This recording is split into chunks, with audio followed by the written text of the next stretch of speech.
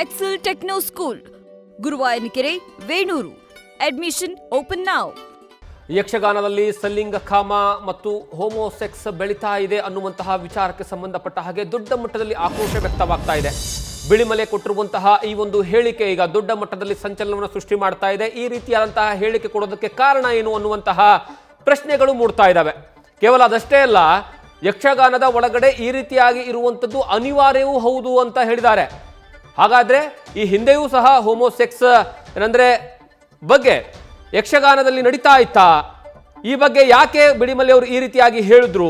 ಈ ರೀತಿಯಾದಂತಹ ವಿವಾದಾತ್ಮಕ ಹೇಳಿಕೆ ಕೊಡೋದಕ್ಕೆ ಕಾರಣ ಏನು? ಬಹಳಷ್ಟು ಜನ ಹೇಳ್ತಾ ಇದ್ರು. ಈಗ ತಾನೇ ಏನಂದ್ರೆ ಅಶೋಕ್ ಶೆಟ್ಟಿ ಅವರು ಯಕ್ಷಗಾನ ಕಲಾವಿದರು ಹೇಳ್ತಾ ಇದ್ರು, ಕಳೆದ 50 ವರ್ಷಗಳಿಂದ ನಾನು ಯಕ್ಷಗಾನವನ್ನು ಮಾಡ್ತಾ ಇದ್ದೀನಿ, ನನ್ನ ಜೀವನವನ್ನೇ ಅದರಲ್ಲಿ ಮುಡುಪಾಗಿಡುವಂತಹ ಕೆಲಸವನ್ನ ಮಾಡಿದ್ದೀನಿ. ಈಗ ನಾವು ಬೇರೆ ಕಡೆಗೆ ಹೋಗೋದಕ್ಕೂ ಸಹ ಹಿಂಜರಿಬೇಕಾದಂತಹ ಪರಿಸ್ಥಿತಿ ನಿರ್ಮಾಣವಾಗುತ್ತೆ ಇವರ ಹೇಳಿಕೆಯಿಂದ. ದಯವಿಟ್ಟು ಅವರು ಈ ಹೇಳಿಕೆಯನ್ನು ವಾಪಸ್ ಪಡ್ಕೊಳ್ಬೇಕು ಅನ್ನುವಂತಹ ಹೇಳಿಕೆಯನ್ನ ಕೊಟ್ಟಿದ್ದಾರೆ. ಅಂದ್ರೆ ಅರ್ಥ ಏನು ಅಂದ್ರೆ, ಬಹಳಷ್ಟು ಜನ ಯಕ್ಷಗಾನ ಕಲಾವಿದರು ತಮ್ಮ ಇಡೀ ಜೀವನವನ್ನ ಇದಕ್ಕಾಗಿ ಮುಡುಪಾಗಿಟ್ಟಿದ್ರು. ತಮ್ಮ ಕೊನೆಯ ಜೀವನದ ಕೊನೆಯ ಹಂತದಲ್ಲೂ ಸಹ ಯಕ್ಷಗಾನಕ್ಕೆ ತಮ್ಮದೇ ಆದಂತಹ ಗೌರವವನ್ನು ಸಲ್ಲಿಸಿರುವಂತಹ ಅದೆಷ್ಟೋ ವ್ಯಕ್ತಿಗಳಿದ್ದಾರೆ. ಅದೆಷ್ಟೋ ಜನ ಇವಾಗಲೂ ಸಹ ಈ ಯಕ್ಷಗಾನವನ್ನ ಮತ್ತೊಂದು ಹಂತಕ್ಕೆ ತೆಗೆದುಕೊಂಡು ಹೋಗೋ ಸಲುವಾಗಿ ಕೇವಲ ಆ ಪ್ರದೇಶದಲ್ಲಿ ಮಾತ್ರ ಅಲ್ಲ, ಕರಾವಳಿ ಪ್ರದೇಶದಲ್ಲಿ ಮಾತ್ರ ಅಲ್ಲ, ಇಡೀ ಕರ್ನಾಟಕದಾದ್ಯಂತ ಈ ಕಲೆಗೆ ಬಹಳಷ್ಟು ಜನ ತಮ್ಮದೇ ಆದಂತಹ ಅಭಿಮಾನಿಗಳಿದ್ದಾರೆ.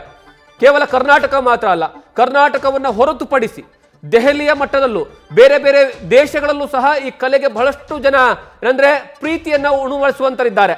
ಬಹಳಷ್ಟು ದೇಶಗಳಲ್ಲಿ ಕಲೆಗೆ ಏನಂದ್ರೆ ಬೆಲೆ ಕೊಟ್ಟು ಈ ಜನರನ್ನ, ಈ ಕಲಾವಿದರನ್ನ ಆಯಾ ದೇಶಗಳಿಗೆ, ಫಾರ್ ಎಕ್ಸಾಂಪಲ್ ದುಬೈ ಆಗಿರ್ಬೋದು, ಅಮೆರಿಕ ಆಗಿರ್ಬೋದು, ಆಸ್ಟ್ರೇಲಿಯಾ ಆಗಿರ್ಬೋದು, ಅಂತಹ ಕಡೆಗೆ ಈ ಕಲಾವಿದರನ್ನ ಕರೆಸಿ ಈ ಕಲೆಗೆ ಏನಂತಂದ್ರೆ ಬೆಲೆಯನ್ನ ಕೊಟ್ಟು ಅಲ್ಲಿ ಪ್ರದರ್ಶನವನ್ನ ಮಾಡಿಕೊಡೋ ಸಲುವಾಗಿ ಏನಂತಂದ್ರೆ ಅವಕಾಶವನ್ನ ಮಾಡಿಕೊಟ್ಟಿರುವಂತಹ ಎಷ್ಟೋ ನಿದರ್ಶನಗಳಿದಾವೆ. ಅಂತಹ ಕಲಾವಿದರ ಬಗ್ಗೆ ಈ ರೀತಿಯಾಗಿ ಹೇಳಿಕೆ ಕೊಟ್ಟಿರುವಂಥದ್ದು ಎಷ್ಟರ ಮಟ್ಟಿಗೆ ಸರಿ?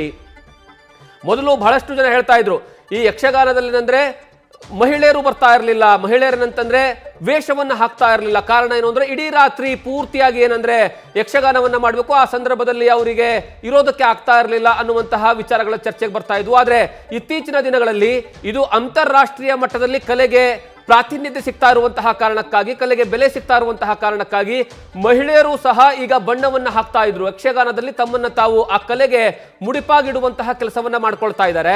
ಅಂತಹ ಸಂದರ್ಭದಲ್ಲಿ ಈ ಕಲೆಯಲ್ಲಿ ಇರುವಂತಹ, ಕಲೆಯನ್ನ ಬೆಳೆಸ್ತಾ ಇರುವಂತಹ, ಪೋಷಣೆ ಮಾಡ್ತಾ ಇರುವಂತಹ ಅದೆಷ್ಟೋ ಜನರ ಬಗ್ಗೆ ಈ ರೀತಿಯಾಗಿ ಒಂದೇ ವಾಕ್ಯದಲ್ಲಿ ಹೇಳಿರುವಂತಹ ಹೇಳಿಕೆ ಎಷ್ಟರ ಮಟ್ಟಿಗೆ ಸರಿ?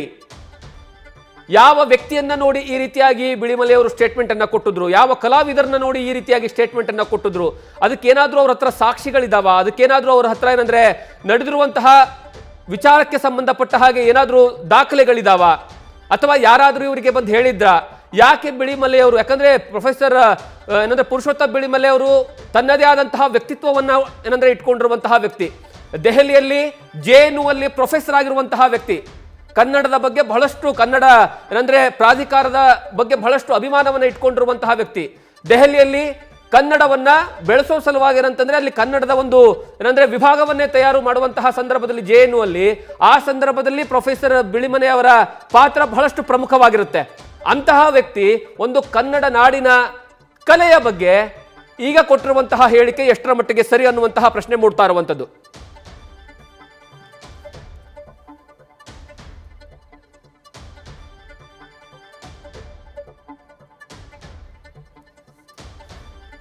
ಈ ಬಗ್ಗೆ ಹೆಚ್ಚಿನ ಮಾಹಿತಿಯನ್ನ ಹರಿನಾರಾಯಣ, ಯಕ್ಷಗಾನದ ಬಗ್ಗೆ ಬಹಳಷ್ಟು ಅಪಾರವಾದಂತಹ ಅಭಿಮಾನ ಮತ್ತೆ ಈ ಕಲೆಗೆ ತಮ್ಮದೇ ಆದಂತಹ ರೀತಿಯಲ್ಲಿ ಏನಂದ್ರೆ ನೋಡಿರುವಂತಹ ವ್ಯಕ್ತಿ. ಸರ್ ನಮಸ್ತೆ. ನಮಸ್ತೆ. ನಮಸ್ತೆ ಸರ್, ಈಗ ನೀವು ಬಿಳಿಮಲೆ ಅವರು ಕೊಟ್ಟಿರ್ತಕ್ಕಂತಹ ಹೇಳಿಕೆಯನ್ನು ಗಮನಿಸಿದ್ರಿ ಅಂತ ಅನ್ಕೊಂಡಿದ್ದೀನಿ ನಾನು. ಇವತ್ತು ಬೆಳಿಗ್ಗೆ ಗಮನಿಸಿದ್ದೇನೆ. ಸರ್, ಈ ಒಂದು ಹೇಳಿಕೆ ಎಷ್ಟರ ಮಟ್ಟಿಗೆ ಏನಂತಂದ್ರೆ ಸರಿ ಅನ್ಸುತ್ತೆ, ಅಥವಾ ಈ ರೀತಿಯಾಗಿ ಹೇಳಿಕೆ ಕೊಡೋದಕ್ಕೆ ಕಾರಣ ಏನು ಅಂತ ನಿಮ್ಮ ಪ್ರಕಾರ? ಪುರುಷೋತ್ತಮ ಬಿಳಿಮಲೆ ಅವರಿಗೆ ಒಂದು ಇದೆ, ವಿವಾದಾತ್ಮಕ ಸ್ಟೇಟ್ಮೆಂಟ್ ಕೊಡ್ತಾ ಕೊಡ್ತಾ ತಾನು ಪ್ರಚಾರದಲ್ಲಿ ಇರಬೇಕೆನ್ನುವಂತ ಒಂದು ಗೀಳಿದೆ ಅವರಿಗೆ.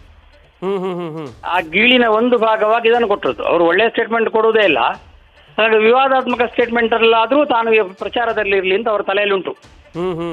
ಹಾಗಾಗಿ ವಿವಾದಾತ್ಮಕ ಸ್ಟೇಟ್ಮೆಂಟ್ ಕೊಡ್ತಾನೆ ಇರ್ತಾರೆ. ಉಡುಪಿ ಮಠದ ಬಗ್ಗೆ, ಉಡುಪಿ ಮಠದವರು ಶಿಕ್ಷಣಕ್ಕೆ ಏನು ಕೊಟ್ಟಿದ್ದಾರೆ ಅಂತ ಹೇಳಿ ದೊಡ್ಡ ಒಮ್ಮೆ ಪ್ರಚಾರ ತಗೊಂಡ್ರು.